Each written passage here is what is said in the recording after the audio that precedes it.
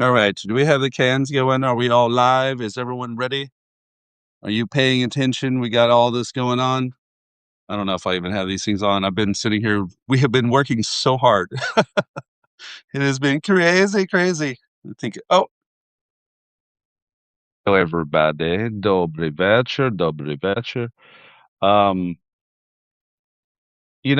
I feel bad if we don't have some music before Shaun comes in. Sorry. And as predictable with the iTunes things or the iGadgets. Fuck Tim Cook. My iPad and my iPhone both compete. They take over at the same motherfucking time, which is really bad because then I can't do this.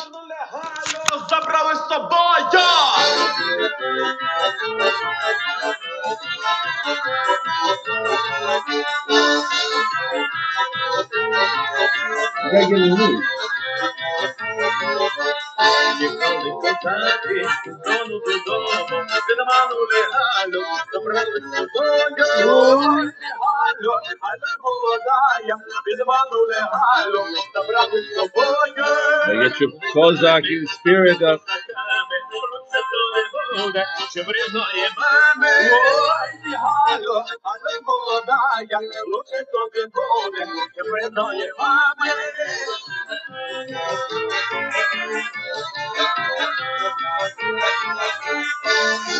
Come on in, come on in. We're just getting warmed up.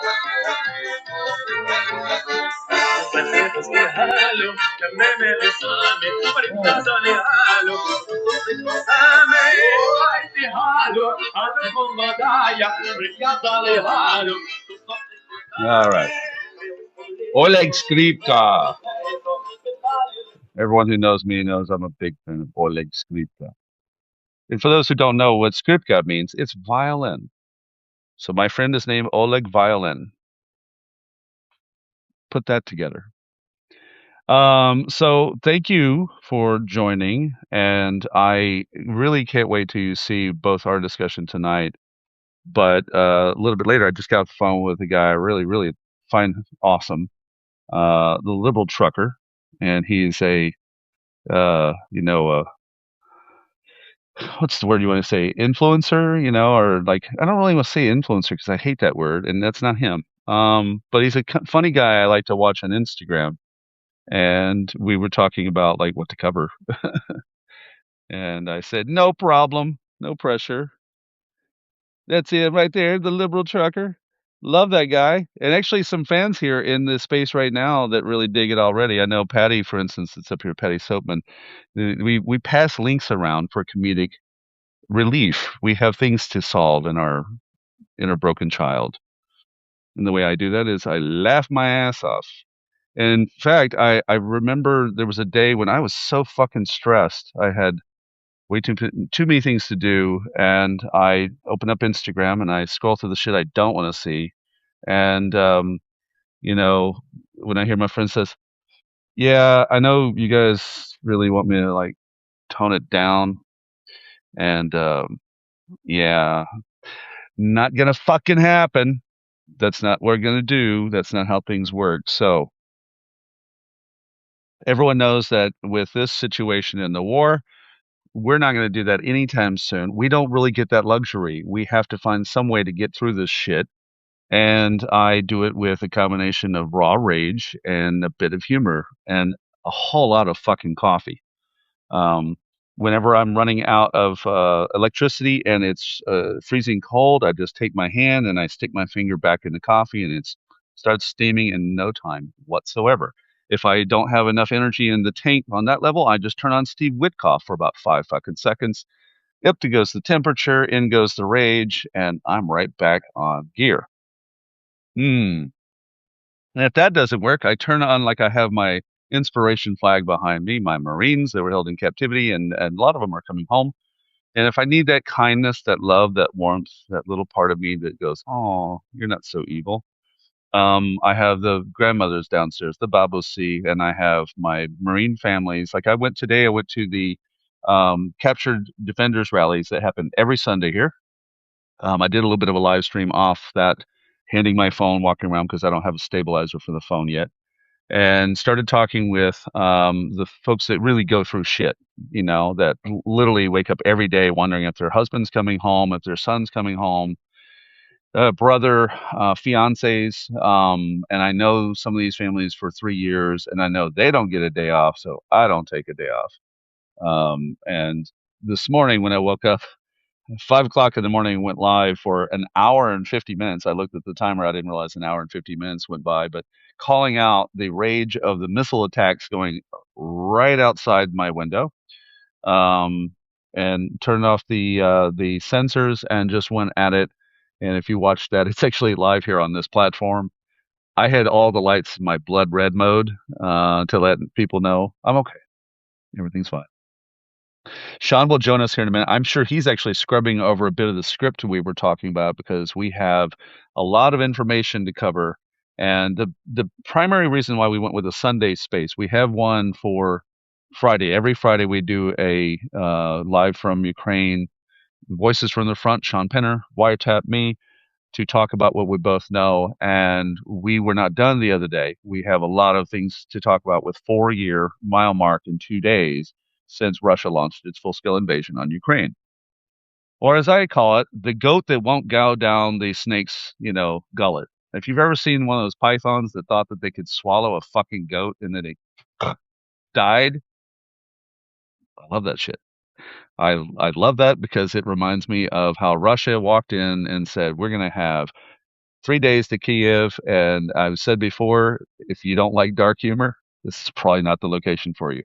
If you don't like the idea that air raids can go off, missiles can come in and kill your host midstream, not the location for you to hang out, because that's the life I live here. We do have some friends listening right now, joining us right now. I see Arcadian's here, Dan's here, Sam's here, Nancy's here. You've heard me on the air when we were on Twitter Spaces, the robotic ketamine, cokehead, whatever he is, platform, and we try to use it for our own good. And you've heard drones fly directly over my apartment, and I don't have to use a dramatic effect. I just have to take the cans off, hold them out the window, go. Everyone got the idea? Yeah. Let's hit a fucking building. And that's the reality I live in. So I don't have to bullshit it. I have to soften it down. Which brings me to the discussion of, are you worm food tonight? Are you zombie food? Are you the one who already gave up before the war hit to your front door? Are you going to be a fighter? Like my friend who's here, Patty, she's a fighter. I have friends that they're not passive. They're not going to let the zombie apocalypse come in and knock their doors down and walk away with them and make them useless. They get up in the morning and they find a new skill, a new way to go through the life that they have and be fucking useful. And I've said, you don't have to be Superman. If you can take a box from the left side of the table and you can move it to the right side of the table, we have a place for you in the war. We have ways for you to be fucking useful. I don't like people who are not useful. I don't mind if people take a day off. People need to have a way to get out of the situation that they live in and not be so consumed with the rage on television. This is why I remind people it is cognitive warfare. Full-blown cognitive warfare, just like when I guess I have to open my tablet so I can see all the little fine-tuned stuff you guys say, because I don't want to miss what you say. But the finding your place in that widget is very important. I see Arcadian. Hello, Mr. Sampson. Hello. And to my Greek brother, who's awesome. Let's see. I'm going to see. I don't see Shaun in here yet, but he may be working on the script. Hold on. Let's see. Shaun Pinner, our wonderful British brother. Shaun is doing great journalism. I knew that he would do it. When he told me he had to pivot over from commentary as a soldier and that experience to being, more of a journalist, I had no doubt he could do it, because journalism is not rocket science. All differences in journalism is that you're taking the time to figure out underneath the hood what's really going on. Say something a little deeper than the sky is blue right now and there is no rain.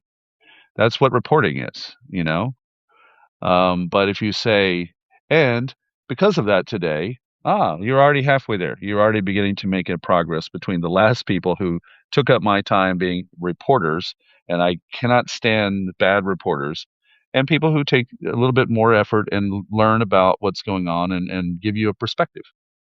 So Donald Trump, Coca-Cola, and Ukraine. Chris has coffee. Actually, I broke my pact. I broke my pact and bought one more Coca-Cola for tonight because I'm very tired, actually. But we have coffee.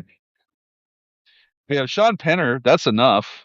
Oh, look at Shaun that. Pinner. We went full t-shirt mode. I am so glad I did not put my Vichy vodka on because I was almost going to. I said I'm going to just go like raw t-shirt. Tilki futbolka. And you got your AC/DC rocking, homie. Yeah, we're going smart cash tonight. This is my smart cash. So, where do we start? Oh There's a lot man, of shit in the fucking space, dude. I tell you, I mean, we didn't finish it all on Friday, but I No. mean, it hasn't everything we said on Friday just materialized over the last 48 hours.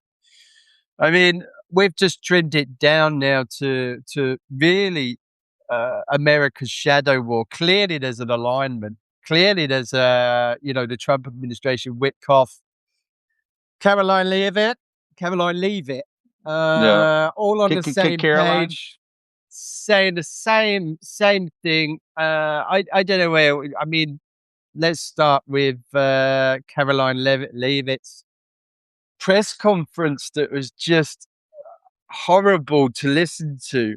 To hear it, to Witkoff to then repeat exactly line for line, really is. I don't know how to put it. Really, there's a contradiction between supporting Ukraine and that they're trying to portray under this guise of peace, with actually, pretty much sided on the same side, as Russia. I mean, you hit the nail on the head when you said, would they be this sympathetic to ISIS? Right. And remember, this is a country that's stolen children, 20,000 children, committed the worst atrocities you've ever seen. Right. Since World War II, at least, torture, starvation of POWs, executions. I was in a prison with kids, 19-year-old lad who was a train driver. He was being beaten and electrocuted. You've got, what you've seen on the front lines, the indiscriminate bombing of hospitals, schools. This is like 25,000 civilians just killed in Mariupol, and that's a conservative estimate, women and children. 6 million forced refugees, 6 million still probably the occupied territories. You've got, 1 million, not even just the Ukrainian dead and injured. You've got, 1.2 million Russians dead and killed. And what does Witkoff call it? A silly war. Motherfucker. And I tell this story often about my Ukrainian mom getting on me about a year and a half ago. It was before the midterm. No. Yeah, it was before the midterms. Trump wasn't in office yet, but at 2 o'clock in the morning, I was telling probably Twitter Spaces about what's going on, and she gets in my face in the morning like, what the fuck? No shoti, bro. Oh, what were you doing up at 2 o'clock in the morning? Yelling out the window. And I said, I'm so sorry. Well, I was talking about Americans and the aid. Oh, okay. She just walked away because she totally understood. The idea that Americans, and I don't mean like the good Americans. We know I don't mean the good Americans. I mean that the American position, the American stability. Yeah. And she said that, she understood, but a lot of people here actually don't quite understand what the fuck happened with America. The America that they idealize, where they have this here. You'll have like Indiana University t-shirts on, likely because it's cheap, but still it's America. They don't have Moscow University on, right? They idealized us, and then we betrayed that. And then you have Steve Witkoff going up and negotiating away the sovereignty of another country while saying, and we're going to represent with the peace plan that the first line in the motherfucking peace plan is respecting Ukraine's sovereignty, which means everything else in the 28-point list didn't matter because all of them are violations of sovereignty. You can only have this many people in the army. You're going to have an election. You're going to have to do whatever Russia wants, and then we're going to, and I hate this word to use, consummate it.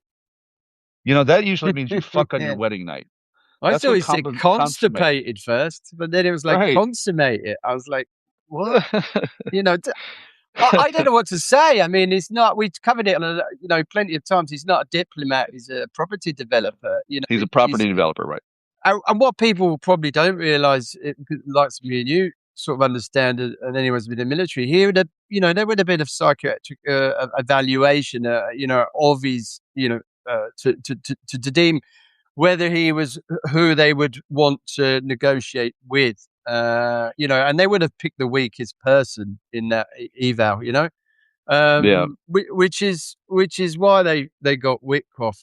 Witkoff's just a cheese ball. I mean, he said today, or was it today or yesterday, he's not been, Putin's been down the line with him. I mean, this is a guy that's he's spent straight 25 up with me years. Every time I've talked to him, he's been straight up with me. It's like I can't when we're together and I use no translator, I mean, we're great. He never lies to me. And then I was looking at Klitschko just before we came on. Oh, and, the news guy just went, "So, do you trust Trump?" And that's this like 2 minutes silence where he's going, I don't know. He doesn't mince his words normally, and I was thinking, yeah, you're just saying what we're all feeling. There's no trust in this Trump administration. Clearly, they're whitewashing, especially Witkoff and Caroline Leavitt, are just whitewashing atrocities, which, for Trump, who thinks that Ukrainians like Witkoff, I mean, everybody, you've seen social media today, everyone was just screaming at him, even Meghan Mobs today was going, look, I appreciate what you're trying to do, Mr. Trump, but this was just disgusting, what Witkoff said. And she's we talked about her before, she's pretty 50-50, So, what he said was just, and I'm interested in what other people think about this too. Do you know what I mean? It's like, this is just a show now. It's we talked about it before. If Russia, if America does go after Iran, that's the peace deal done anyway. It's well, Joe Rogan bailed, right? Joe Rogan said he can't. I love this. Joe Rogan, who I have to admit has the ear of a lot of people that I really like in my life, and they'll tell me that they like it because, well, it's kind of like debate, and I'll go with that for a minute. I know it's not an accurate term of it, but it is how common people sit around talking about politics. They don't have necessarily a way of expressing it more sophisticated than that. And if I want to transform parts of America into a thoughtful, productive machine, I have to understand where they start. And that's where they start for many folks. The guys who drive around, like my friends who did work for the gas company, listen to AM radio in their trucks as they go around doing the work that they do during the day. And that's what they have available. And it was either Joe Rogan or the Rush Limbaugh knockoffs. And he doesn't sound like a Rush Limbaugh knockoff. That's what makes him appealing to people who might have otherwise been sucked up into that vortex. And I came from Pacifica Radio, which is lefties who scream in the mirror about how everything's bad and they don't talk to anyone else but themselves. So they don't know how to reach out to that crowd. The home of democracy now, the home of Code Pink types. And when Joe Rogan doesn't sleep at night, I fucking love that, because I don't sleep very well at night either. But Joe Rogan said, it's too much for me. I can't hack it with the idea we'll go to war with Iran.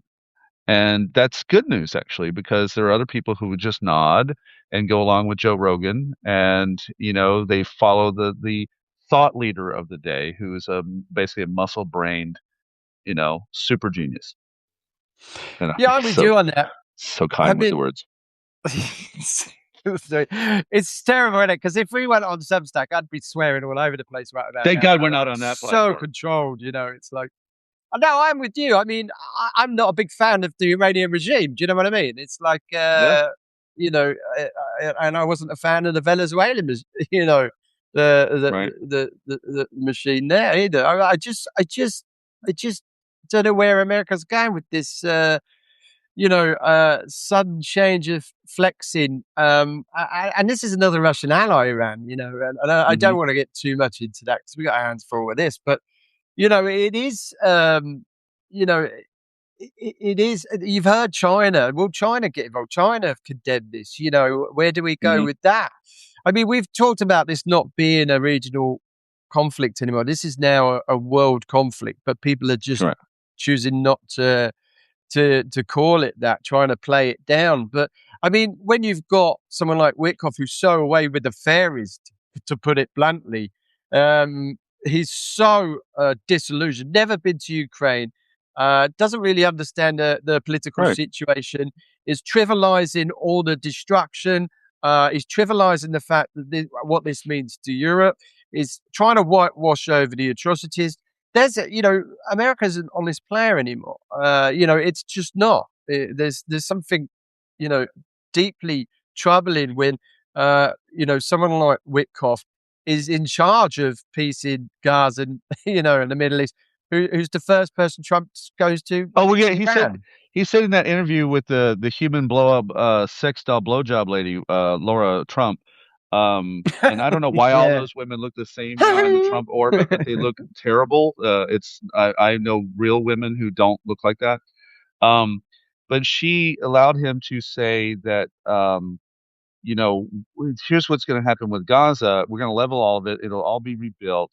And he idealized the city better than the city of Houston I come from. Like, we don't have mass transportation in Houston because gasoline is still a commodity everyone wants to have to stay beholden to. I have better transportation in Kiev. And he's like, we're going to have mass transportation. We're going to have all these things. And I'm just making a list like, hey, yeah, Houston. Okay, we have a list of voting things here. So apparently Gaza will have better shit than you do. And for whom? He didn't say for whom. He didn't say for Palestinians. He says we're going to have. He didn't even explain that. So this is pie in the sky bullshit. It'll never happen. Much like the East Wing trillion, will not be rebuilt. East Wing of the White House will not be rebuilt by the time that Donald Trump leaves the office. It's like the 12 trillion that Russia hasn't got that's promised Trump. I mean, it's bizarre. That he's so out of touch. Look at what his reaction to the tariffs, the Supreme Court. I mean, he's had a meltdown, an absolute meltdown. This is he's threatened his own beholden judges. These guys are the most beholden, like bootlickers you could possibly have in a court that just give him pretty much everything he wants, except for occasionally go, okay, well, here's a line. You're disloyal. Okay, gotta go with you. You're done. Even Uncle Thomas is not going to be allowed to do anything. Yeah. The computer says no. I mean, it's just, Witkoff is so compromised in all this. Right. And, the diplomatic office is just non-existent as far as you can see on any of it. Not to mention, there's talk of, Witkoff being bankrolled by Kirill Dmitriev, who's, That's right. Russia's money man. I mean, it's like, there's such a conflict of interest in all this. I think we're just coming to a head in this. I think people are starting to realize that, the Trump administration will never go to war with Russia, even if they're signed these USSA. I like your romances. The USSA. Oh, God. There's just no way. Thank you, the Trump administration would never go to war. Everyone who's making comments, we are able to read the comments. So we are. We like the comments. We want to thank you for being here, number one, and we're reading the comments. So you give us good fodder. I want to back up to the article that I wrote about Witkoff that got some attention months ago when I said his whole position is illegitimate, literally illegitimate. Yeah. And I did a bit of deep dive into what does it take to be the special envoy, because I don't know all things about state policy. I have to learn as I go along. And I dug into the fact that in history, our founders 250 years ago had a similar problem where everyone had their own self-appointed diplomat to send to Europe. Thomas Jefferson had one, Ben Franklin had one, and they would all go over and make these deals. And a lot of them were corrupt deals of favoritism and let's remind ourselves it was evolving out of a particular era of monarchy and royalty favoritism. So common people working in the fucking farms didn't have shit. So those people who were intellectual had more favor, and they were making backroom deals a lot, and some of them wound up being scandals in the first years of the founding, country known as the United States. So they took the time to say, yeah, okay, here's what we can't fucking do. Just random appointments. We want to have a little bit of an oversight of that from the Senate. And there is room for the president to have some um, delegation that he can choose, but he can't just randomly pick a guy out and say, okay, that's my special envoy to go handle crisis in other countries. That's why we have ambassadors to get approved by Congress, and this guy is essentially running ad hoc with no legal status to do so. And even more so, no legal status to demand shit from Ukraine, but he's doing it. And I've been warning about this for a while. When you lend agreement to something, and that's a very important phrase for people to internalize, lending agreement. If you have something untrue and you lend agreement, it becomes true, and it exists as if true. And that's what's happening with Steve Witkoff. Absolutely. I mean, look at Signalgate. You touched on it. The only reason you want to use Signal or in the Russians' case, Telegram, and Witkoff and who's the other? Pete Hegseth got caught. The only reason you're going to use Signal is to not use, to avoid using proper protocol. Why are you doing that? Why are you not using proper? Why aren't you using skiffs? Why aren't you using secure comms? Why are you using Signal? So that's to get round something. So both Witkoff, they've been doing that since they came into to government. Where's the discipline? Christine says properly, Kushner has no legitimacy either.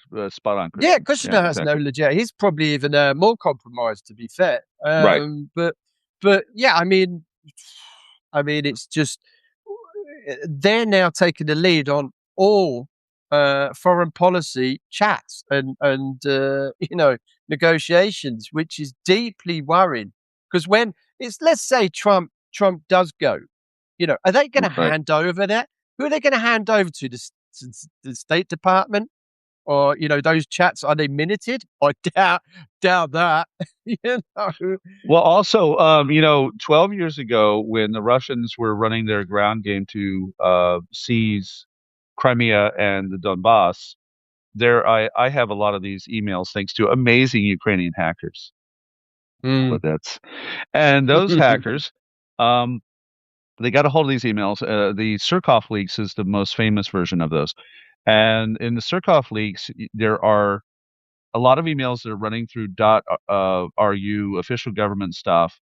And then there are others that are running in private emails in the same way we're talking about with the American administration. And it does raise questions if they have official accounts, and we already know Russia's government's corrupt, but they're running conversations simultaneous between the two. They have conversations that are happening about real big state information in official channels, and then they have some that are in private channels. And in America, it is absolutely verboten. You cannot, and that means forbidden for all the unsophisticated people like me. I don't know why the word verboten. Good morrow. I'm so sorry, everyone. It just had to come out that way. But they had, we've had major scandals in America over the last 20 years that entirely got worse because someone decided to run with a different set of comms. And they had to have known it. Yeah. I mean, the only reason he's still in a job after the transcripts got released of, Witkoff talking to, quite senior people in the Russian leadership is because he's friends with Trump. There's no disciplinary for that. There's nothing. It's like Signalgate just doesn't exist. Where is the discipline? I mean, I saw, was it, they were on a committee talking about it, but what actually happened because of it? How would it discipline? No, nothing. So, it's just, there's no trust in the Trump administration at ground level. Like you said on Friday, I've not met one person who seriously thinks there's going to be any peace from this peace process. And you've got Witkoff today again saying, we're just weeks away from Zelensky meeting, Putin. Now, Zelensky has said, yeah, I'll meet Putin. But remember, Putin has pretty much said that this is a Nazi regime. It's an illegitimate leader, and Right. it's come to denazify, he wants Kiev. If he meets Zelensky, let's say he does, he's then legitimized Zelensky's leadership. Is he going to do Right. that? No. Witkoff's swinging with the fairies again. I mean, he's talking garbage. Putin isn't going to put himself in a room with Zelensky in Europe somewhere. He's just not going to do it because that would go against everything he's said over the last 4 years. Right. And by the way, I just put the list of the link to the Man Without a Mandate about Witkoff as a reminder for us. I have to go dig around it because That's a good article, actually. Thank you. Yeah. It's fun to do those. They're basically my coffee morning brain exercises. And they're Witless is a fucking idiot. Witless. But I wanted to Steve stick Witless. to one thing that's in the calendar, which is about Kiev in 3 days, since we're 2 days away from the 4-year mark, and what it must be like to be sitting in the Kremlin, realizing how much have you thrown away, and how do you land the fucking plane? We're back to that on Friday. How do you land it? I don't think they can land it at the moment. For those reasons we're talking about now, you've got. I think Putin said too much. I think he's annexed more territory than he can get hold of. I'm summarizing here. Annexed more territory than he can actually take. He didn't expect the reaction from Ukraine. He didn't expect the support from Europe and America to an extent. I think he's done too much, and now he's set the economy, the Russian economy, on a war footing. But 40% of their federal budget comes from oil and gas sales. So when you start whacking them like Ukraine's doing, and now 4 years in, firing yesterday 100 drones into Russia, and now Flamingo lines up and running and firing those back into Russia and hitting more ammunition dumps, more nodes, and then they've got HIMARS on top of that when they can use them. And this is a different war, as we touched on Friday, to 2022. We've got our own problems with manpower. I don't care what anyone says. We're struggling with manpower, and we need that. We need infantry. We're not going to get. We're not going to break through places. Yeah, you can't automate this war. Not fully. As a soldier, I'm so glad that you're here to make it clear as a soldier. Yeah. It takes the infantry to do all that work.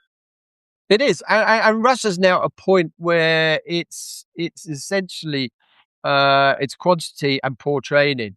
And if you can train if Ukraine could train in-house rather than take the troops out and go to Germany and go to UK where they're training on programs like Interflex, you're speeding up that turnaround of Ukrainians. And if you can train them better, which inevitably they probably are compared to the Russians, skills take time. I've been a big critic of Ukraine's mobilization.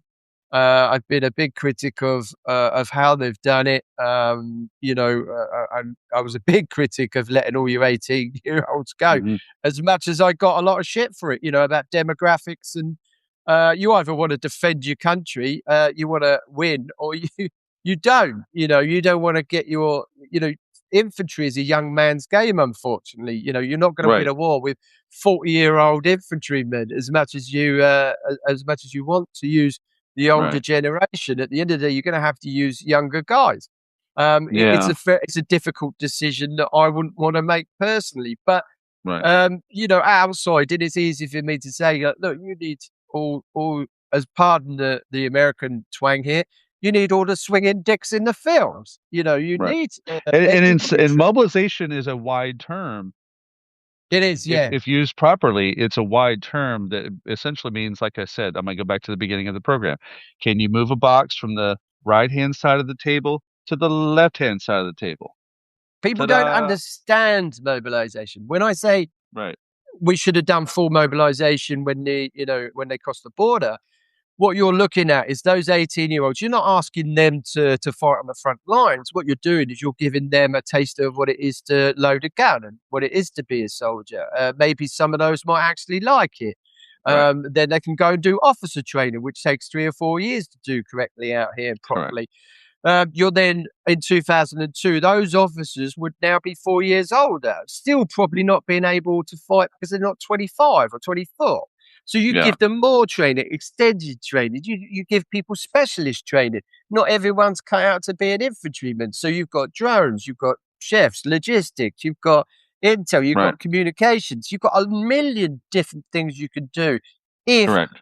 everybody from 18 to 60 was started training, back in 2022, what you've got now Yeah. is you've got a shortfall of these people. Well, let's look at some of the evolution. So, in February 2022, I met Sersky and Pavliuk, and Pavliuk was in charge of ground forces. Our commander in chief for armed forces was Zaluzhny, and our minister of defense was Reznikov. And now we have Mikhailo Fedorov is in charge of Ministry of Defense, and he has a whole different way of approaching all of it. He's younger, he's spry. He headed up the Ministry of Digital Transformation, and that was everything from, for those who don't know how that works here in country, and you're down in Dnipro, the Babusi can go up to these kiosks and use digital tools. They can use it on their phone to get their pension numbers, all these basics in their communications, to file forms if you want to get married, all sorts of stuff that's all digitized. And I'm sure there's some complications that arise, but they work them out. They created a digital neural network for the country to be very efficient. But at the same time, with Brave1 defense tech, they were looking at investors both in country and abroad to say, first we had the drone side of it, both FPV, UGVs, ground drones, and one of the missing parts came together. I went to an event in October that was the components section. So instead of, like, how many times we've had people who have tried to go abroad to find servos for FPV drones and little parts in order to complete projects, and then those dry up, or there's sanction-oriented issues with that. So now we have people who are developing the various parts and circuit boards and chips domestically, and looking for outside investment to go more into that. And that's essentially the autonomy that Ukraine has had to have. So what do you think, being that you were a soldier starting in 2018, correct? Well, British Army, 1991. I mean, when was your first contract here? 2018, yeah. Okay, yeah. So what's that evolution been like in your eyes from back then to now? How much has this country advanced? Because it seems like it's so off the charts that you would have to get someone who does calculus beyond an abacus. Somebody just put what's the minimum draft age, and I'll just quickly answer that question because somebody's raised it. Men aged 25 to 60, and I had to double check myself because I know it's not quite as it seems. So do a 25 to 60 who are fit for service can be volunteer to call up for or be mobilized. Registration for military services begins when a male turns 17, but it doesn't mean they're going to be drafted until they reach legal age of draft. So they've got to get on the books, essentially. Voluntary services options exist for younger adults, like a contract service 18 to 24, but these are not compulsory drafts. Also, you're allowed to leave the country if you're a male between, I think it's 18 and 24. Or 22, I can't quite remember, it's 24 or 22, but you are able to leave the country. You're not tied into staying here. So that should answer a bit of your question. Excuse me. The change has been considerable. When I first got here in 2018, Ukraine's military was very much stuck in Soviet doctrine. There was no emphasis or really high regard for senior NCOs or NCOs. They were there, but generally you got promoted if you were big and you could beat up 10 people. There was no real every sort of lance corporal I met was just a hard nut you wouldn't want to mess with, you know. Right. So there wasn't doubt. So the brainy lads never got the thinkers, the thinking soldiers rarely got a look in, because it was all down to can you push 10 people along in the heat of battle. So Hmm. by the time we'd done joint exercises, we'd worked with the Marines and I'd worked with Azov as an instructor there for 2 years. Azov were very forward thinking anyway. Right. Those guys were looking to learn NATO tactics and skills, bringing new training regime, including SEER, which they didn't have. Which for those who don't know, survival, evade, resist, and escape training, stuff for resistance training, things like that, specialist training courses. So we were bringing all that home. Those good boys could shoot, but they just lacked basic combat skills. They were too reliant on Right. shooting apps like Strelok and the phone to Google Maps and things like that. They didn't know how to build their own maps. So essentially, fast forward to the start of the war, 2022. My guys were our battalion was pretty good after we'd done 2 or 3 sea breezes, which is joint exercise with the Americans, Canadians, the Swedes, the Brits. Done a lot of joint training exercises. By the time 2022 came around, it was different. The full corporals and sergeants, master sergeants here. I'm calling them British ranks, but it makes it clearer for an American and British audience. But lance Right. corporals and corporals generally could fill in the gaps if senior people were, taken out. Because under Soviet doctrine, if you took out a sergeant, that's your platoon dead. He's like the godfather. To be fair, you take out the Right. officer, that's it. The platoon's gone, and completely gone. He's I your have a chapter so, one day that I've been pinning away from the first month of the war. And I always say the month of the war. I mean, starting in 2022 on that. It's called the Ballad of Sergeant Sergeant, and the Ballad of Sergeant Sergeant Sergeant is based on the fourth checkpoint when we were coming back into Kiev, and it was like something I'd never seen in my life. I'm not a former military guy. I'm a civilian counterterrorism guy. And it got darker and darker as you got into the hub of Kiev. And when we hit that fourth checkpoint, this guy slows down a little bit further and he asks Andrei for the paperwork. Okay, okay, I'll be right back. And he walks away and he comes back and some little bit more. And I pull out my press badge like I'm all good, right? Yeah. What else paperwork you got? And Andrei goes, man, bro, what the fuck you want, bro? Like, so he gets upset, and I go, "What's going on?" I don't know, man. This guy normally works at a fucking warehouse, and today he's fucking in charge. Oh, so he's not just yeah. sergeant; he's sergeant, sergeant. Sure.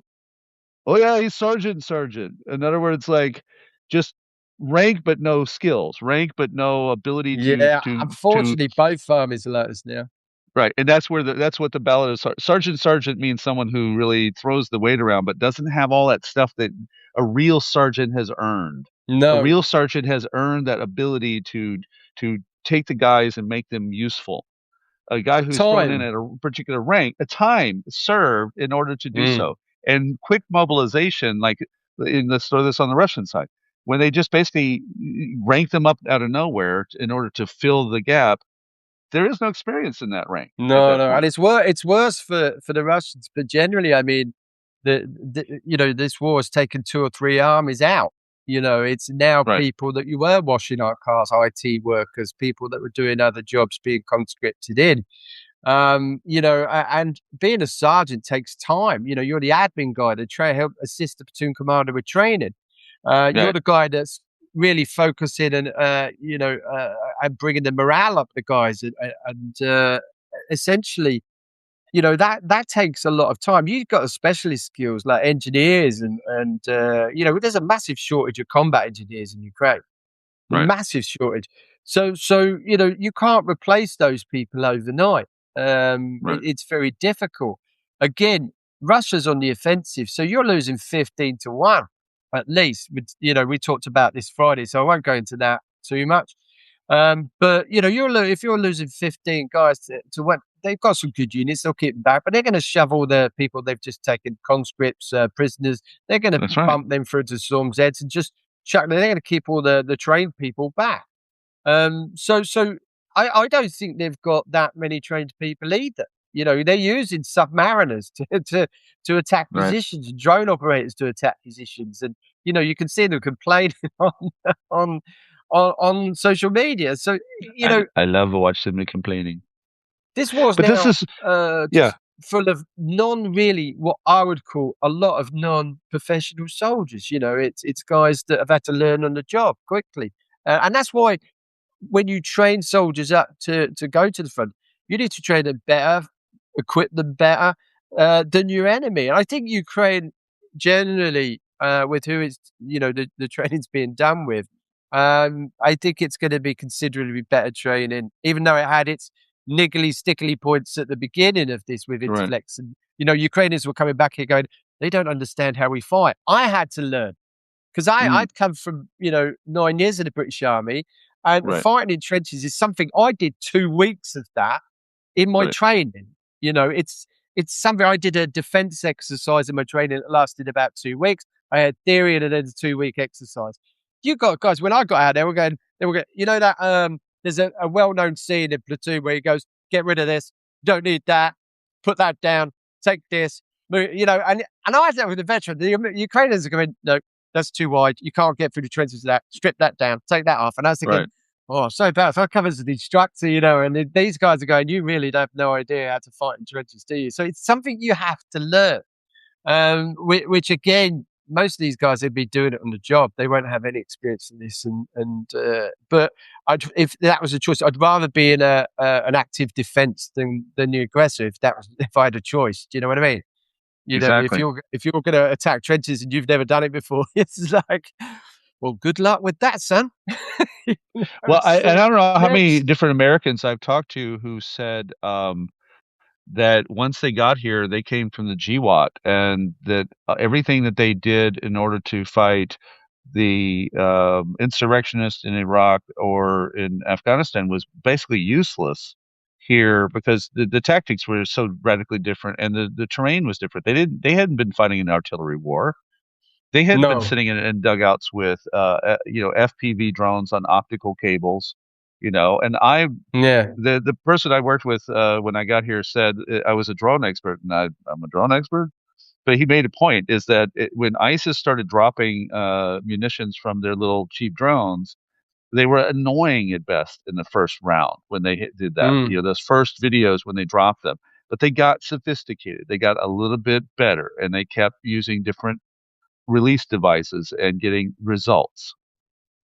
And but it was so far different than what we have now, where Marcus literally, says he answered that. yeah, Sorry, Marcus just says trying to work as a team and learn that in a short period of time is exceptionally hard. He's right. It's actually that's right. exceptionally hard to learn. And if most of these The Russians, stuff that has to be on 2 rote weeks. memory, it has to be on Yeah. neurological wiring memory. Yeah, and you're not going to do it in 2 weeks. And No most of way. these guys, these Africans that are coming over for Russia, are just getting a couple of weeks training, give it a go, and go, there you go, off you go. They have Right. no idea what they're going into. But I was I just mean, looking for a job in Moscow. I was going to get a job in Moscow. I didn't know this until I was in a truck and I was suddenly shipped to the front. everybody who's caught is either a chef or a medic. So don't ever say you're a chef or a medic unless you're a chef or a medic, because you'll get tested. And, Right. I was like, oh, no, nobody wants to be the one who pulls the trigger. Trust me, I know. I know, because I was captured and I was like, well, no, I'm just here for love. I married my wife, and I'm saying, yeah, of course you are. When you the instructor Azov, you you try your best, but everybody's a chef or a medic when they're captured. That's just par for the course. Right. But I mean, even a chef and a medic, you can't learn a medic's job in 2 weeks. You got to do basic infantry skills 2 weeks, then you got to do TCCC combat medic Right. training. You can't do that in a couple of weeks, Right. But I think Ukraine are better at training, probably more thorough than the Russians at the moment. It's something And to look into for the next episode. when it actually. comes to the bring it back to the American support system that failed and still fails. And I want to be very clear. I'm not of the school that the Biden administration was the worst thing ever, etc. I know without the Ukraine Defense Contact Group, where Lloyd Austin worked with, Reznikov at the first, and Zelensky, and they basically said, "What do you need?" And then he assembled all these nations into an alliance that was not an alliance on paper. We do not have alliances on paper. People, when they forget this, an alliance is a formal contract between two countries, officiated at their parliament and or Congress level. That's a Mm-hmm. serious commitment, right? But as close to that as possible, the closest thing to NATO that Ukraine has ever had in its entire history is the Ukraine Defense Contact Group, which even included like Cambodia giving sapper training, Mm-hmm. Colombians giving sapper training, giving over everything they can to complete that the widget assembly. Now, what did that do ultimately? It gave Ukraine resources it did not have in the material. But what happens later is that Mike Johnson holds up all that aid until April 2024. And I Mm. know so many young guys that did not join the forces, including our NatSec media teammate Alex Solomaka. That we did a lot of great journalism. Love working with that guy. And then the moment that bill passed, and the moment that those materials would be available here in country, he signed up for the ZSU. He signed up with the army because now the materials by which they could go fight the fucking war were there. Instead of men going out with Yeah. no BMPs, no equipment, nothing to be able to do anything effective. And that's why cutting it off now or playing games with it is the exact opposite of Trump getting the win he thinks he wants to brag about. Yeah, well, then you come back full circle, don't you? To they're wanting That's results that the battlefield can't give them at the moment. Well, that's because that's what I had here was come back full circle, Ah! or we get. I didn't even know that. Yeah, we just come back full circle, I just drew that. straight. I did. Yeah, oh, okay, yeah, just literally. I mean, you come back full circle. They're trying to push things that are just not. The battlefield's not ready. You've got no Right, ceasefires. The actual hits across the cities in Ukraine are escalated, not deteriorated. You've got Putin as pretty much a Lavrov, his mouthpiece. He's pretty much said they're going to push through with the SMO, right. and then you've got Witkoff coming in going. Actually, they're going to meet next week. They could meet in 3 weeks if they really Right. wanted to. I mean, he's so off the chart, off the pace. He should be removed from this whole thing. But what you've got now is other countries see that, like Right. Hungary I have a great and role for Slovakia. Steve Witkoff. They should reboot the Walking Dead series and throw him into the first episode. And I'm very clear about this. There are ways we can make people very efficient, and it saves a lot of money when it comes to the casting. It's just the guy's a politically inept. I mean, he's Right. just I can't keep calling him names because I mean he hasn't got to where he's got to because he's daft.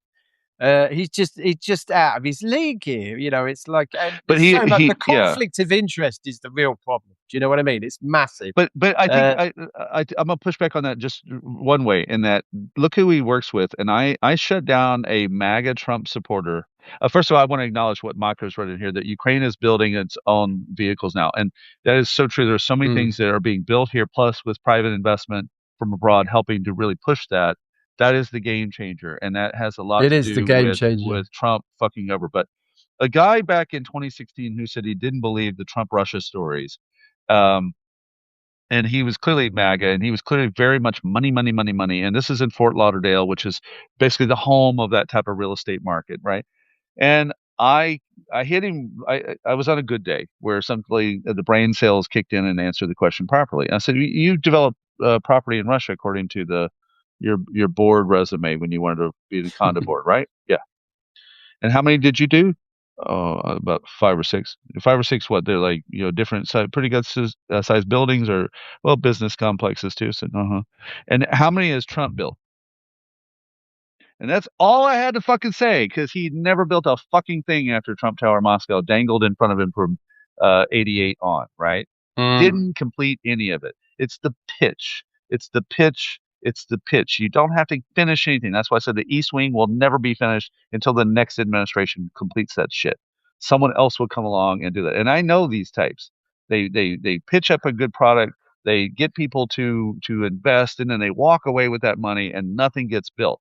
The Nothing gets Russians done. do this all the fucking time. This is what corruption is all about. It's take the money, pitch, take the money, pitch, take the money, pitch. Now, in the case of Witkoff, his only experience being in real estate means he has so many parts of diplomacy missing in order to complete this widget that yes, he has to be removed from that role, and a real person is going to have to come in and do that. And I just don't see that Trump has the wherewithal to allow someone else in the bootlicking administration to do that. He fired all those people. You know, Yeah, every person that would he have come up and did. told him Yeah. something sober were in the last administration. And it's like these meetings like we saw today. It's like that MAGA elite is just patting itself on the back, giving itself awards, giving Yeah. itself contracts, patting them on the back again.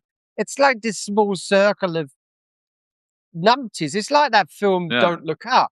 It's it's just like those guys. So what are we talking about? We're talking about, the world. It's a global killer. Yeah. I don't like 100%. Maybe it's like 60% global killer. No, it's going to kill the globe. It's just that ridiculously stupid. They're coming across as ignorant and stupid anyway. But Right. it's days like this. But now you've got Orban and Fico jumping on this now with the election coming up in. Oh yeah. Every other tweet now is Ukraine. He sees Ukraine in his sleep. He does. So let's pivot a little bit to that because, you remember we were talking last week, I mentioned that I had combed over the Transparency Corruption Index numbers.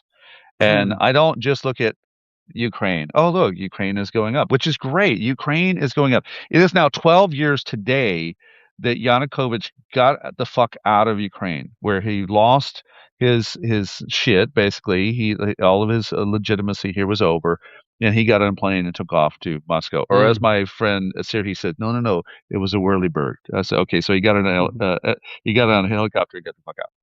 But the corruption has always been something that Ukraine was tackling. It's been on the upward mobility, the upward improvement, if you will, for 25 years at least. And it really went up after 2014 because people really understood they had to deal with it. Now, Russia wants all these countries to be at the bottom with them, which is where Russia's at. It's so fucking way down in the list. Come down to our level. Yeah, only South Sudan is the bottom one. Come down to our level. And we said this with Frank Figluzzi last night. The bottom is the goal.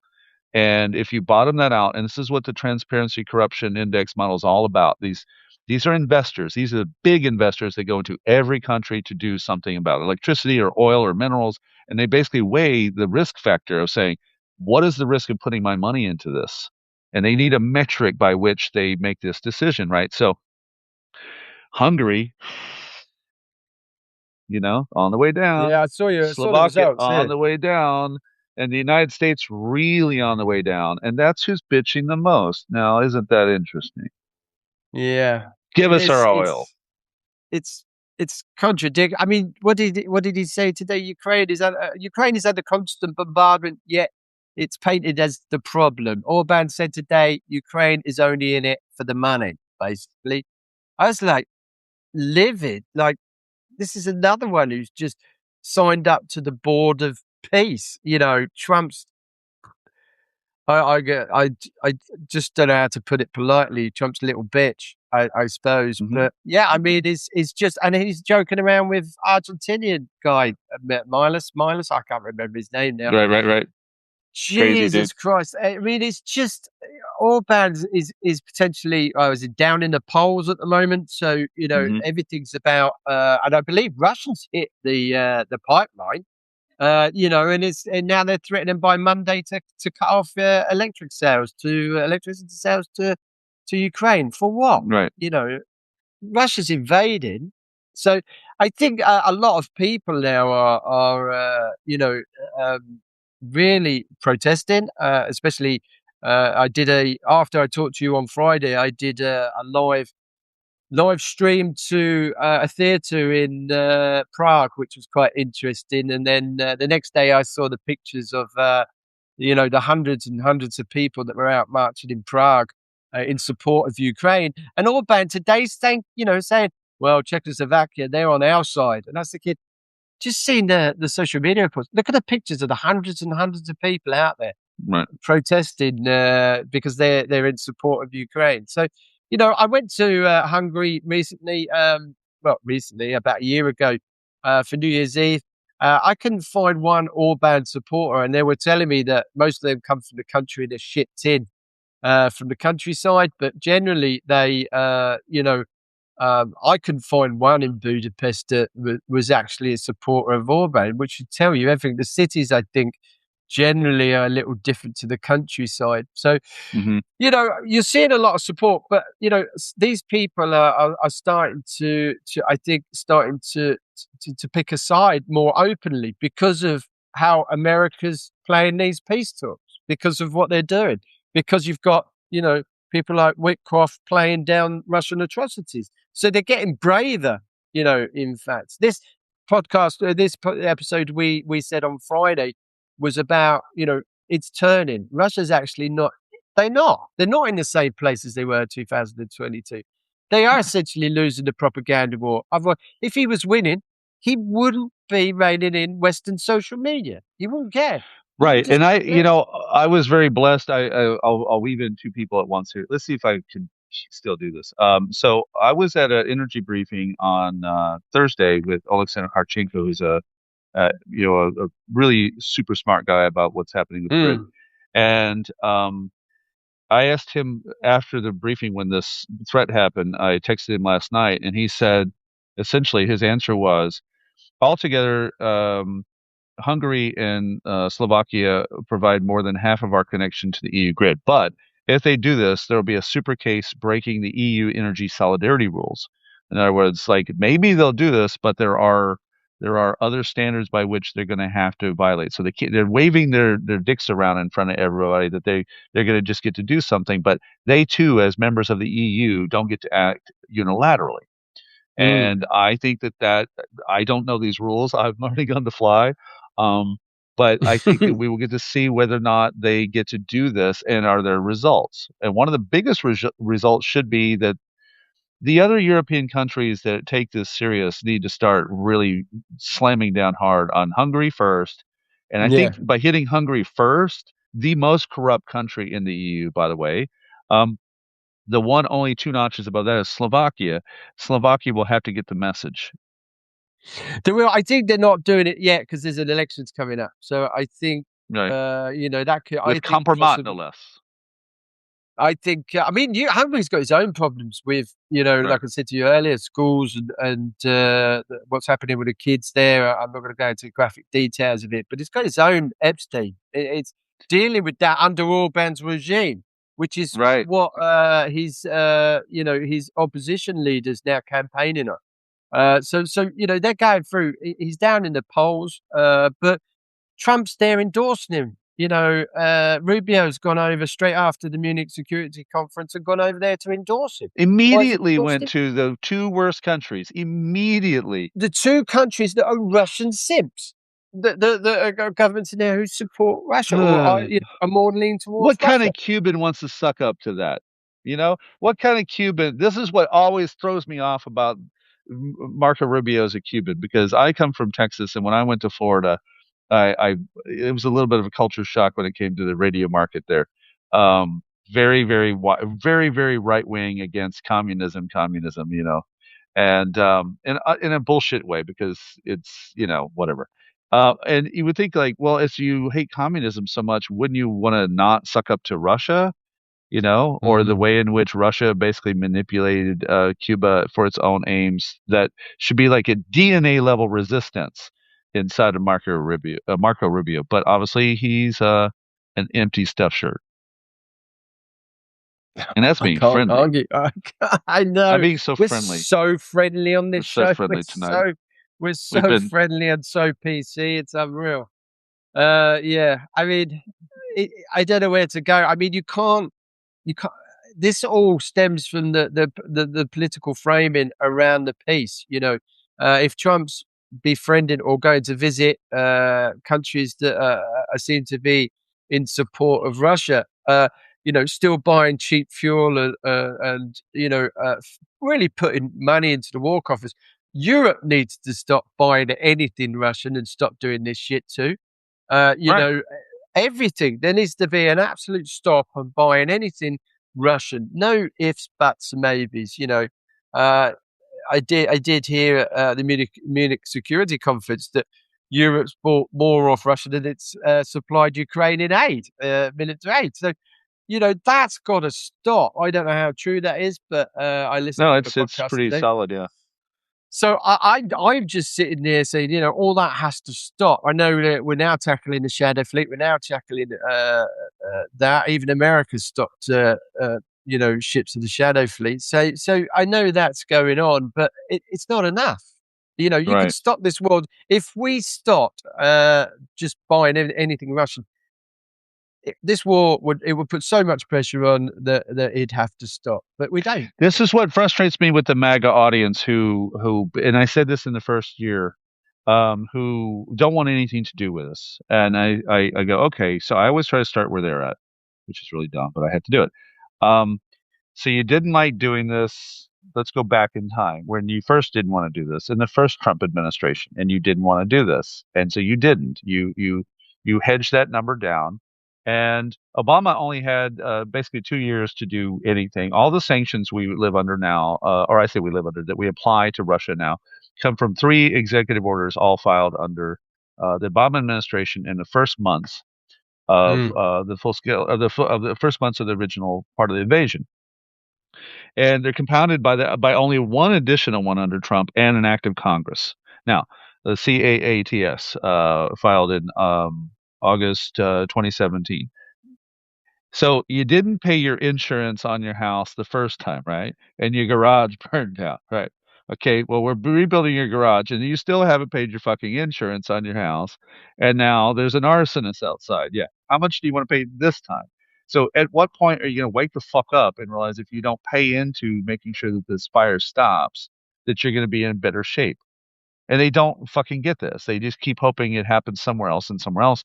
And it's going to eventually hemorrhage America even further because America cannot understand that it lives in a global economy, in a global situation, that by not taking care of preventive measures that would have, for instance, saved the lives of Ukrainians, clearly, you're going to pay that bill eventually anyway, because we are an interlocking system in the world, period. Yeah, we are more so now than ever. Yeah, more so now than ever. I mean, somebody pay just it now, and you're going to save money later. Win it now, and you will save money later. Somebody just said we should stop them coming into Europe on business and pleasure. Yeah. That would stop a lot of put a lot of pressure on Putin. Putin is under a lot of pressure, as we talked about on Friday. He's under more pressure than I ever remember in my lifetime. His economy is teetering. His army's ground down in Donbass, 4 years after it started to take Kiev. There's so much going on in Russia. Now people in Russia are starting to ask questions. Russian mill bloggers are starting to ask questions.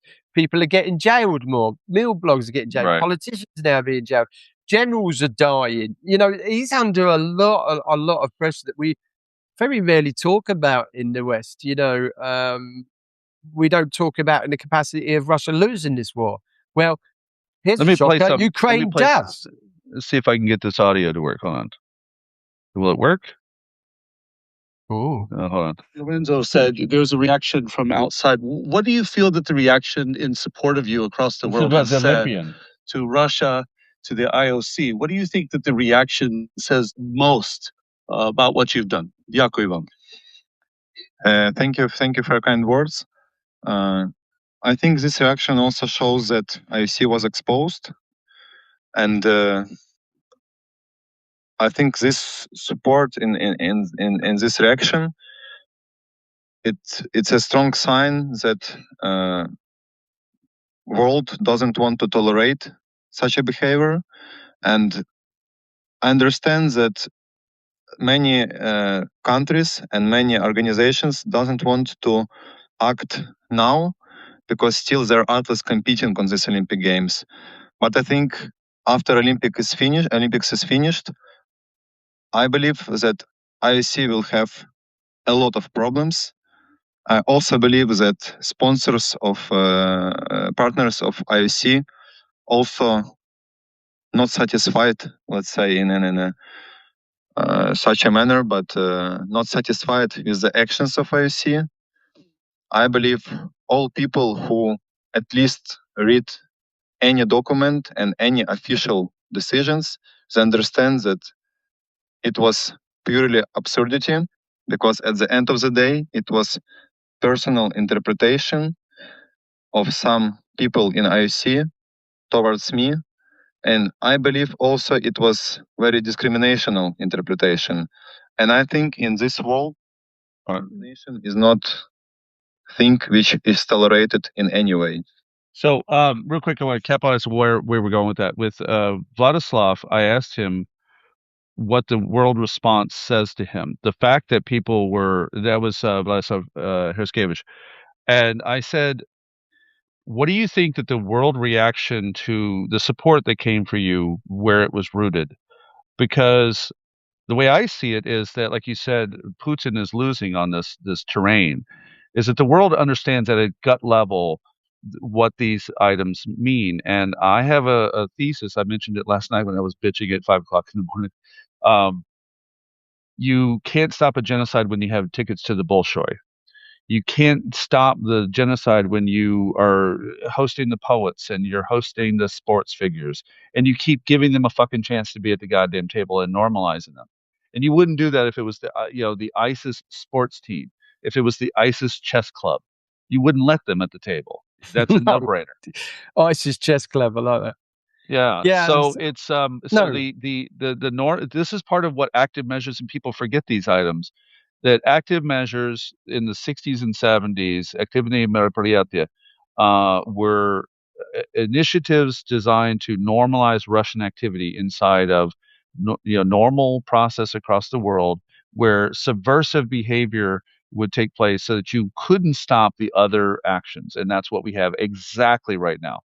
Well, we talked about Fifth Column on Friday, didn't we? Exactly. That those people that don't always know that they're actually working for another state. I mean, quite possibly that could be in the Olympic Committee. So it's not just, but that's all what we're talking about. Getting people to maybe go away and think about is the normalization starts with the most powerful country in the world and the president of the most powerful country in the world. Mm-hmm. And if he's normalizing all these, like they have done these last 48 hours with poor old Russians are dying. Hold on a minute. Putin was the one who decided to invade. Is it poor old Putin too? Right. Would you have the same sympathies for ISIS? No. So, it starts with the head of the most powerful country in the world. And then you get the IOC, then you get FIFA. FIFA's now on the board of, the board of peace. Board of peace. Right. Yeah, I mean, the worst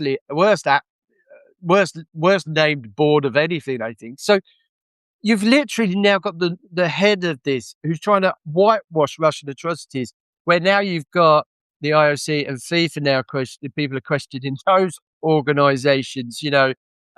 How could you let people compete under their flags in the Paralympics? I mean, it's disgusting. It's not. I know not every athlete is involved, but it's your country that who's committing genocide in Ukraine. It's your country that we're seeing these people being starved when they're coming out of Russian prisons, like they've been in Japanese war camps. It's the kids that you've stolen. At least give them something. Give us back all the kids. And then maybe we could talk about Olympics and FIFA. It's not even gone that far. They've done nothing to warrant competing under their nation's flag. And that is disgusting. And he's right. If you watched X, you would think Russia has conquered Ukraine 3 times over. Yeah. And that's the problem you've got. That's why I like this platform. We don't have to worry about that anymore. I'm over here with awesome people saying awesome things. I want to go to one item we had in the list here, which was the difference between the political timelines and the military realities. Yeah, I mean, we touched on it before. I mean, you've got, let me write this down. You've got the midterms, You've got Right. Orban's election coming up. Right. You've got essentially the fact that Zelensky, one of the reasons that Putin won't meet him is because he's illegitimate. He hasn't had an election. So they're pushing the Americans and the Russians, as Zelensky said, and we all know, is they're pushing the same line, which is equally as disgusting. So they're trying to push an elections onto a Ukrainian president that's being invaded and attacked by Russia. And America, who's meant to be this, standoffish peace negotiator, is taking the same line as Russia. Trump has put an immense amount of pressure on Zelensky, quite in the media, quite a bit, saying, you've got to get on with making a deal. I mean, it's just, I don't know where to really go from it. You can't, the political decisions that are happening globally now are pushing for this. So Trump wants this before his midterms. He wants success. He knows he's going to crumble. He wants a Nobel Peace Prize. He knows his midterms. He's looking at a disastrous midterms. So he wants this, whatever cost, even to Ukrainians, to get this peace deal under the table. What's happening is Putin doesn't want peace, but has convinced Trump that he does. And now dangling trillions of dollars of fake business to maybe draw it out that little bit longer, So we're in a sort of catch-22 where, I don't even think that it's ignorance anymore. I think the Trump administration are now complicit in taking the line of Russia, without being too overt. So it's a real, you can't get peace. There's not even a ceasefire. We got to keep reminding people. Witkoff today was saying, we're so close to peace. There's no ceasefire, no guarantees. None of those guarantees, if they were, have gone through anybody's parliaments yet. Nobody knows anything about the securities. Can we trust the securities of the Americans? Will they go to war with Russia if they come back again? No, is the answer right now. Most people would say, no, you can't trust the Trump administration. They're not going to go to war with Russia. So we're caught in this, ever decreasing sort of going back full circle, because we're not getting anywhere. This peace deal is just, I can't see. The one question I keep getting asked is, what do you think? How do you think it's going to go, Shaun? Do you think we're going to get peace? And I'm like, no, I can't effing see any peace at the moment. Right. They were the same people that were saying that we've only got one thing to sort, which is territory, is the main reason why they're at war in the first place. And it's been going on since 2014. So, to say you're nearly there with peace and we haven't even got a ceasefire is just we've agreed the parameters of the ceasefire, so we're making good progress. No, Russia could stop and pull back any day. They could do it tomorrow. Let's be honest, they could do it tomorrow if they wanted to. They would go, okay, Mr. Zelensky, we're going to call a ceasefire. Let's raise a ceasefire. We're going to pull back tomorrow. They're not doing it. Yeah, and I brought this up in previous conversation. I don't know if it was our conversation, but I think so because you served in the military before the full scale started. Is that my friend Volodymyr Zemshukov, otherwise known as the Luhansk partisan, says ceasefire has consequences for partisan warfare and those in occupation. Because during Minsk II, when everything was slowly monitored, it was always applied to Ukraine, whereas Russia would never play fair. They're not going to abide by it. And it tied the hands of those in occupation who had to use whatever means necessary to stop the murdering, to stop the raping and pillaging. And so all these things sound good. And it sort of brings back to why Russia runs this model. And I want to call back Macher's comment is further up, where she said, where we're selfish.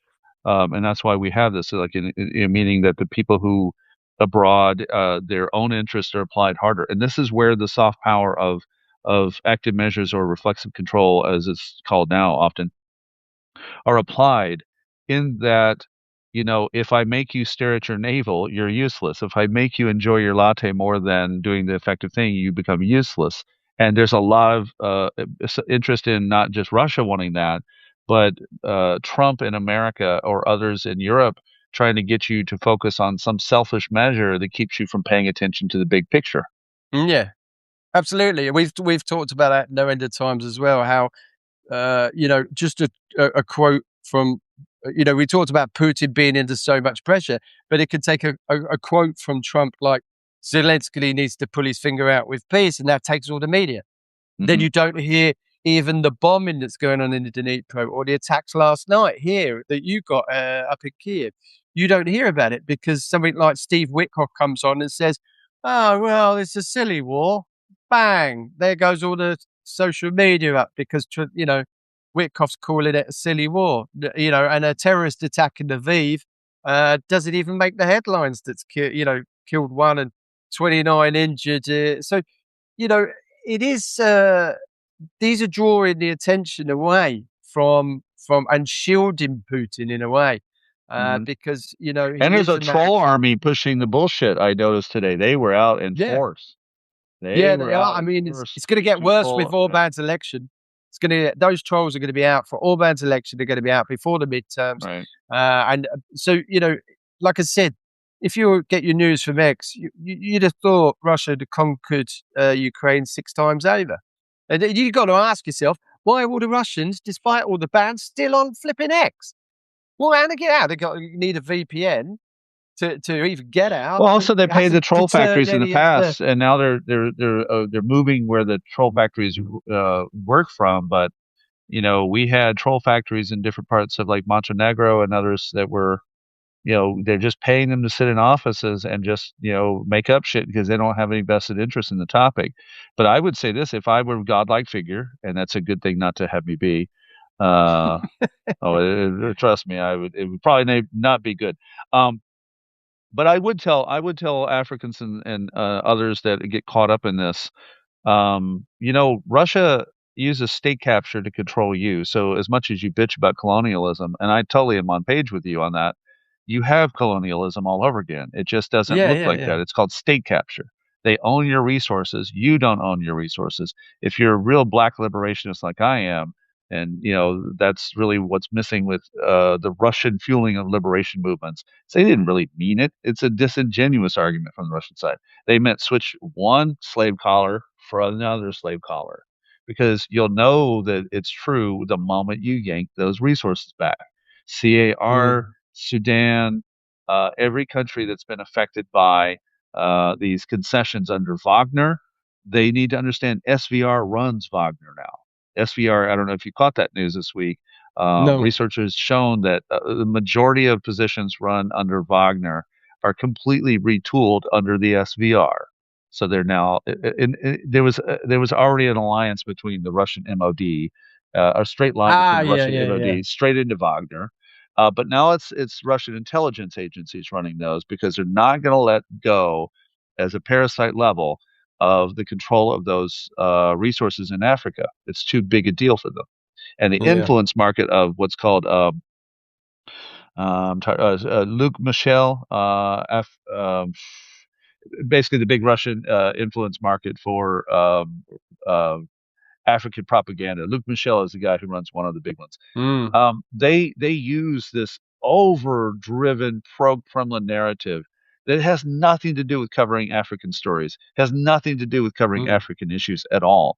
But if you throw out just enough money to pay some bills and put some food on the table, why not just push every day whatever is the message of the day from the Kremlin throughout Africa or South America or wherever else that they're going to push it? And we're going to be fighting that on not just X, but on Facebook. We don't see it here. There are some pro-Russian accounts on this platform, but mostly on those, it's unchecked and off and unhinged, no less. Oh, it is. It is. I mean, look, in June last year, I went to go and see the prisoners, the Russian prisoners. And most of those who, I saw were coming from Africa and South America and some of the poorest places on earth. And they were talking about an even bigger criminal underworld that Russia was using to drag those guys from places like Mogadishu into countries in Africa that have a Russian consulate or an embassy, so they can get their speedy visas into Russia and be inside Russia within 2 weeks. When I spoke to one of them, and just sort of said, didn't you think it was odd that you could get it so quick and then into Russia within 2 or 3 weeks? He was like, I'm from Mogadishu, dude. What would you have done? And I'm like, Probably. Right. I tried to apply for the British in America because they wouldn't have me. Russia's the only one that had me. I was like, didn't you ask her? Did you think about to answer any questions? These guys don't know what's going on in the world geopolitics and shit like that. Right. They've heard of stuff like that. They don't think they're going to go. And generally, money wasn't their number one motivator. It was to get out of the place they were living in was their number one motivator. The money came along secondary. So, I learned a great deal from that. But yeah, going by what you said, this is much bigger. This is like Wagner. This is like criminal underworld that Russia's working with to get these people. Even Kenya this week said they've got 1,000 soldiers fighting for Russia. That's right. Actively blamed Russia for recruiting from Kenya, which then Russia denied. Of course, right. Russia denies everything. It's not going to invade Ukraine. Oh, there we go. We've just invaded Ukraine. Now, it's denied everything Russia does. So, and some of these countries have actually passed, like Nepal. When I saw those same prisoners, maybe not name for name, same prisoners, but I saw the Nepalese, Sierra Leone guy, Richard, and Cuban guy, etc., that were all available for us as journalists to ask them questions. And their stories matched mostly. I went to find some work in Moscow, and then I was on a truck and a train to the front. The next thing I know, I was in Rostov. Next thing I know, I'm at the front, and I basically ran to the Ukrainian position and said, "Hey, man, I don't want to be part of this shit." But Nepal raised an issue pretty forcefully to Moscow, saying, "Hey, we have fucking rules against this. Yeah, Stop doing that, and return the dead bodies of the Nepalese that have been fighting over there." Mm. Because they had people back home saying, "Hey, where's my son? Where's my husband? My husband went for work in Moscow and hasn't returned." And they've passed laws to prevent them. And there's several countries that have created. I think you ran into this in some of your interviews. I hope where they're stateless now because wherever they come from doesn't work. It's really tragic, really, because one is that I'm one of the last people that fought for Ukraine that wasn't born in Ukraine. Generally, Russia's the same. So they're not exchanging anybody that, they're exchanging people that are born in Russia and ethnic Russians. White, to be honest. Right. White ethnic Russians is what they're taking back. They're leaving all the people they've brought in to fight for the Russian army. Just I'm careful what I say because I don't like using the word foreign fighter because under the Geneva Conventions, it doesn't matter where you're from if you're fighting for a state army, and you're fighting under the flag of Russia. It doesn't matter if you're coming from Sierra Leone. It has no bearing. You should be treated as a POW. The problem comes is if you're Wagner, a private military contractor that's stateless, essentially stateless, because you're not part of the government. So you're a private military contractor who's fighting for money. You are then deemed a mercenary. And paramilitary groups like Nazi Rushit, which, invaded Ukraine, which is a Nazi right-wing paramilitary group. So because you're not a part of a state army, you then could be deemed a mercenary and not entitled to any rights under as a POW. So these guys I met were officially Russian soldiers, just not born in Russia. They were brought in for the war. And those guys are not being exchanged. They haven't been. They're going to be here to the very end because Putin doesn't want to back.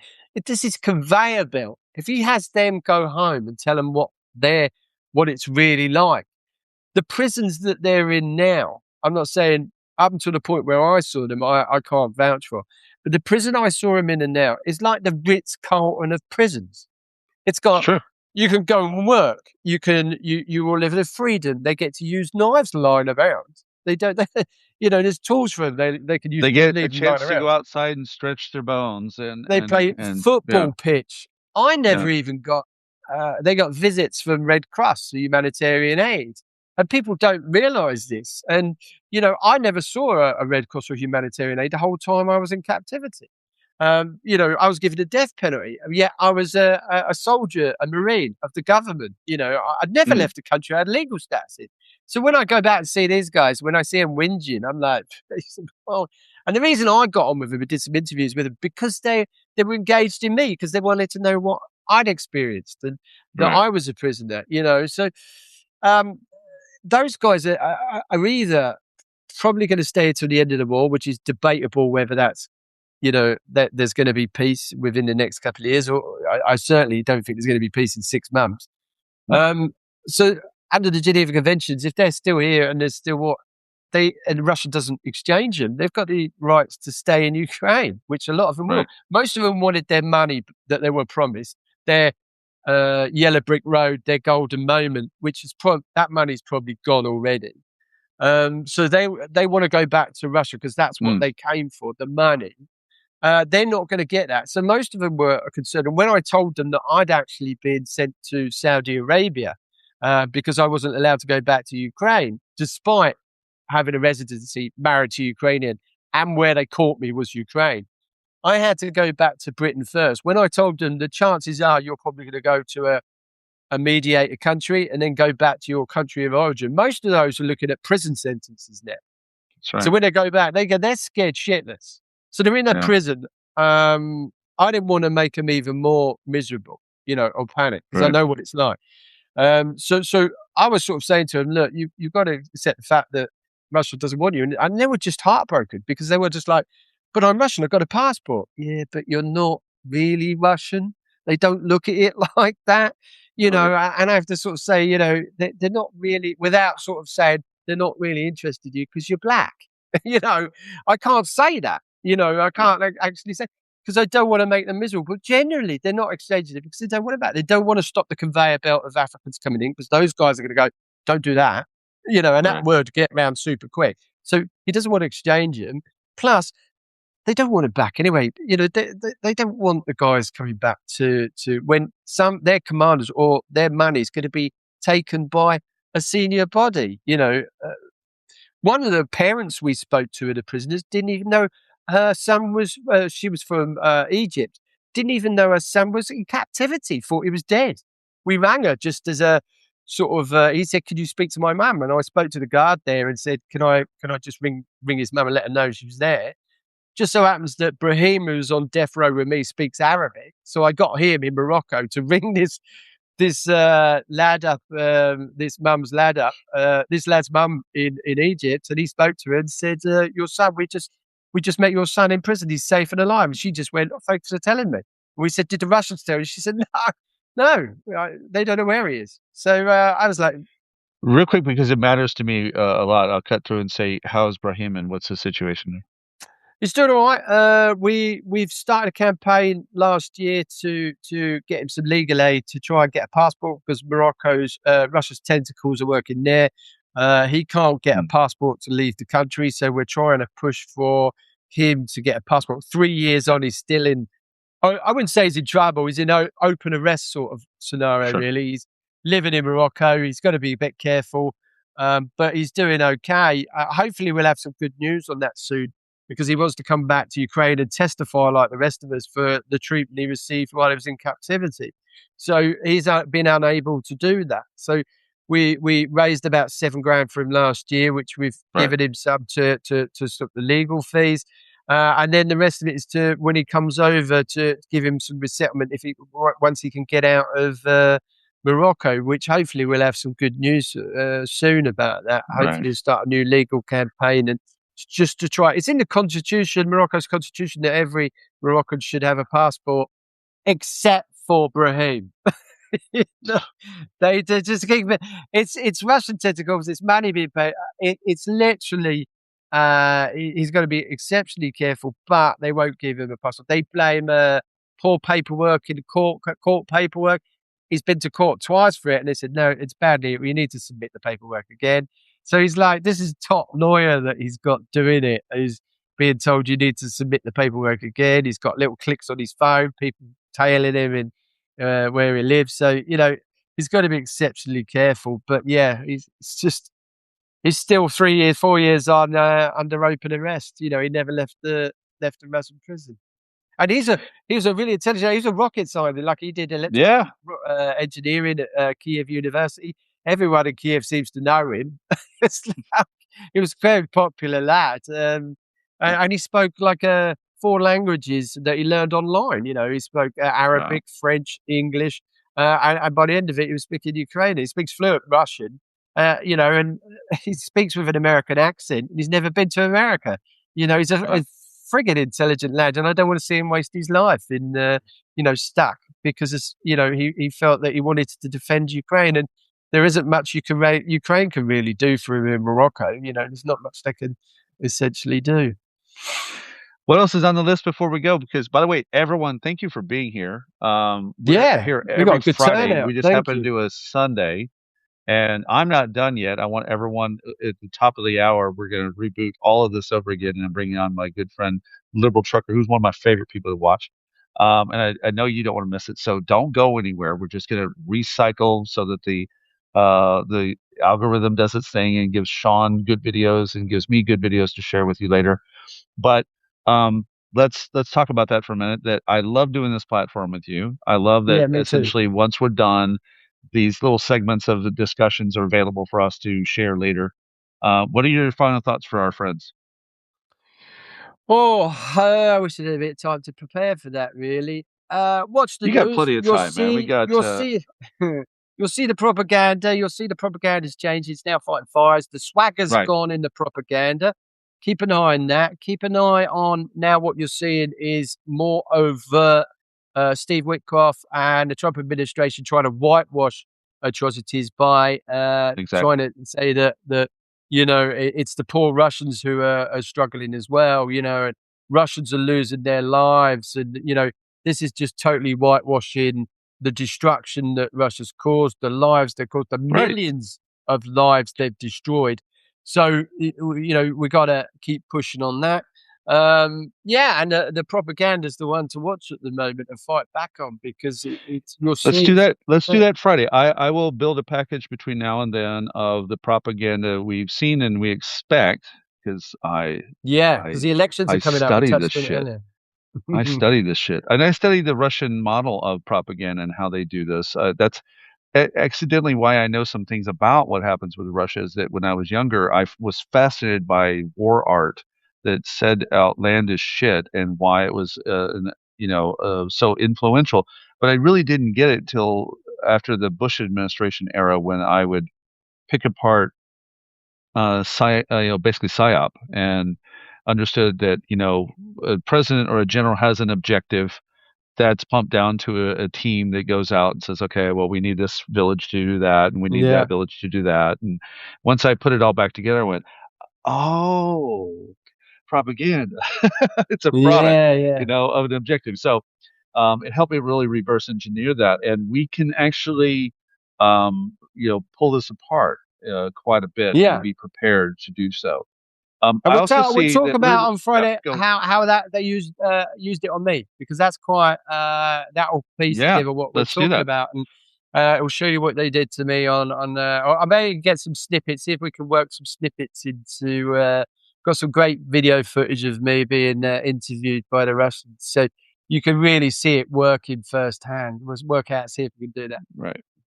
I see, of our friends who are in the space, if you see right now, my friend Liberal Trucker is already in this chat space. Follow his account now, because he's got a good footing over on the other platform, Instagram especially.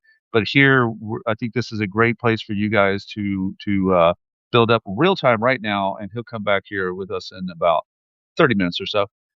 Shaun, I want to say that I think that if there's one thing I've really enjoyed about the last few months is watching that you, and I don't want to say I enjoy you being stressed, but I get to talk to you and like, hey bro, I'm okay, and I gotta get you later. You're frantically putting together real quality information. Have you seen this? Have you seen this shit that's come out? It's yeah, I have seen it. Yeah, it's like unbelievable. Yeah, it's fun.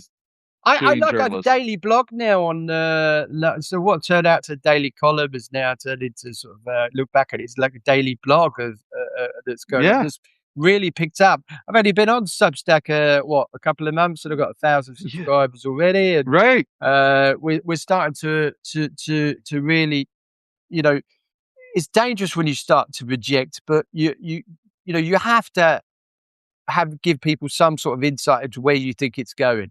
It's not a given, anything can happen. But generally over the last 4 years, I don't think I've been wrong on very much at all. So I want to be wrong if the truth be known. I want to be wrong and the war ends and Ukraine wins, and it's like, but it's a really, I think we're in the middle of it. I don't think there's a sight. I think we're for another couple of years. And I honestly believe that this, we're not going to get peace from this peace deal. And I'm not being pessimistic. Hopefully, us talking just shows you that not negative. We want this to succeed, but just where the administration, the foundations of it are flawed to beyond belief. So, but it's a pleasure. Thanks for coming.